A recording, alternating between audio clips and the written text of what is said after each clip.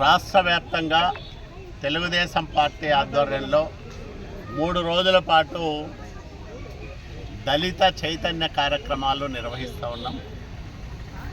ఈ 3 రోజులు ఎందుకు ఈ కార్యక్రమాలు నిర్వహిస్తూ ఉన్నామంటే, ఒకటి 2 ఏళ్లలో కూటమి ప్రభుత్వం దళితుల సంక్షేమానికి అభివృద్ధికి చేసిన కార్యక్రమాలను చెప్పుకోవడం, రెండోది గతంలో 5 ఏళ్ల జగన్మోహన్ రెడ్డి పరిపాలనలో జరిగిన దారుణాలు, నేరాలు, ఘోరాలను ఒక్కసారి ప్రజలకు, ప్రపంచానికి గుర్తు చేయడం ఈ 3 రోజుల కార్యక్రమం ఉద్దేశం. ఇప్పుడే ఆ 3 రోజులు ఎందుకంటే, మొన్న దళిత డ్రైవర్ సుబ్రహ్మణ్యాన్ని అతి కిరాతకంగా చంపి డోర్ డెలివరీ చేసిన రోజు. ఈరోజు దళిత మేధావి డాక్టర్ సుధాకర్ మరణించిన రోజు. డాక్టర్ సుధాకర్ విషయం తీసుకుంటే చాలా బాధ అనిపిస్తుంది. ప్రభుత్వమే ఒక దళిత మేధావిని అతి కిరాతకంగా హతమార్చిన దుర్మార్గమైన సంఘటన బహుశా భారతదేశంలో ఎక్కడ ఏ రాష్ట్రంలోనూ జరిగి ఉండదు. అది జగన్మోహన్ రెడ్డి పరిపాలనలో, వైసీపీ పాలనా కాలంలో ఆంధ్రప్రదేశ్ రాష్ట్రంలోనే జరిగింది. కరోనా కాలంలో మాస్కులు అడిగాడు డాక్టర్ సుధాకర్. మాస్కులు అడిగితే అదే నేరమన్నట్లు ఆయన పైన ఒక పిచ్చివాడని ముద్ర వేసి నడి రోడ్డు పైన అర్ధనగ్నంగా ఈడ్చి బంధించి అతని మరణానికి జగన్మోహన్ రెడ్డి కారకుడయ్యాడు. ఇట్లాంటి దళిత మేధావుల పట్ల జగన్మోహన్ రెడ్డి ఎంత కిరాతకంగా ప్రవర్తించాడో తలుచుకుంటేనే బాధేస్తుంది.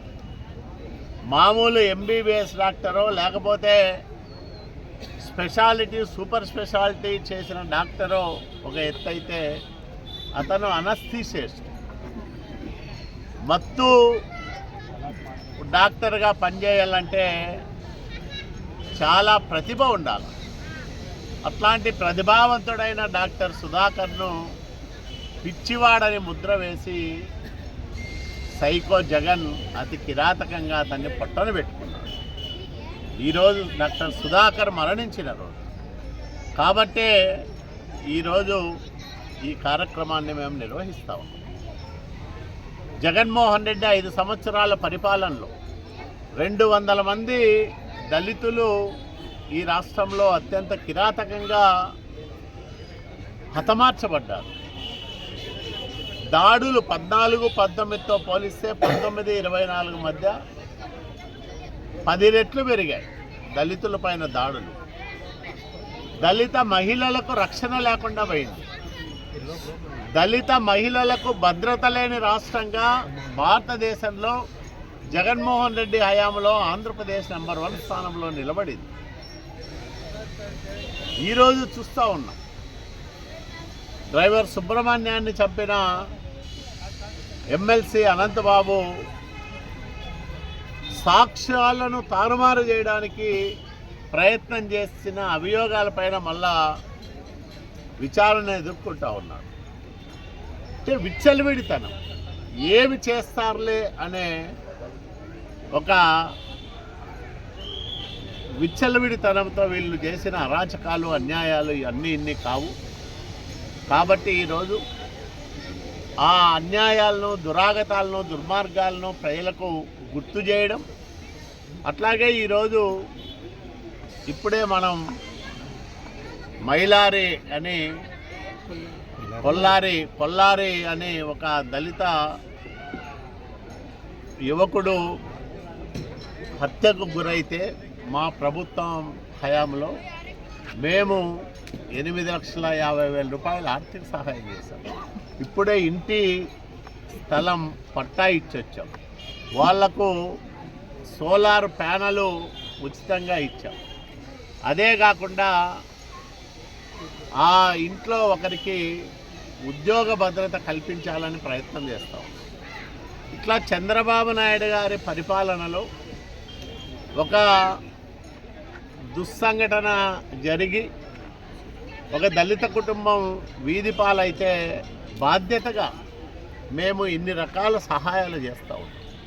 ఈరోజు ఆ కుటుంబం దగ్గరికి వెళ్ళి మాట్లాడొచ్చాం. వాళ్ళు ఒక అమ్మాయి 10th చదువుకున్న అమ్మాయి పెద్ద కూతురు, రెండో పాప ఇప్పుడు 10th క్లాస్ ఎగ్జామినేషన్ రాస్తూ ఉంది. మళ్ళీ ఆ కుటుంబానికి అన్ని రకాలుగా ఈ ప్రభుత్వం అండగా ఉంటా ఉంది. ఇది దళితుల పట్ల మా చిత్తశుద్ధి, మా నాయకుడు చంద్రబాబు నాయుడు గారికి ఉన్న నిబద్ధత, బాధ్యత. అట్లాగే ఈరోజు దళితుల సంక్షేమం కోసం మేము అనేక కార్యక్రమాలు చేస్తూ ఉంటాం. సోలార్ రూఫ్ టాప్ ఉచితంగా ఇస్తూ ఉన్నాం. అన్ని దళిత కుటుంబాలకు వాళ్ళ ఇళ్ల పైన ఉచితంగా సోలార్ ప్యానెళ్ళు ఏర్పాటు చేస్తూ ఉంటాం.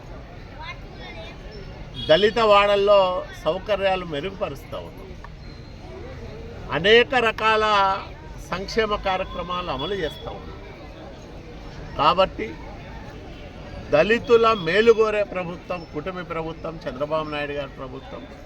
దళితులను అడుగడుగునా దగా చేసి, మోసానికి గురి చేసి నయవంచకుడుగా మారిన వ్యక్తి జగన్మోహన్ రెడ్డి.